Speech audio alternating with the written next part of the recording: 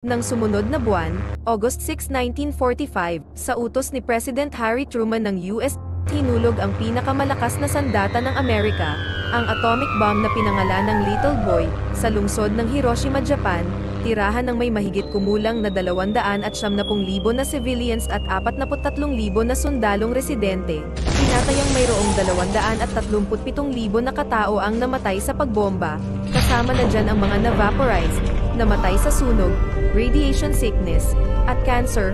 Pagkaraan lamang ng 3 araw, August 9, 1945, isa na namang atomic bomb na may pangalang Fat Man, ang hinulog sa lungsod naman ng Nagasaki, Japan, na mayroong humigit kumulang sa 240,000 na civilians, at 9,000 na sundalong residente, at 400 na prisoners of war.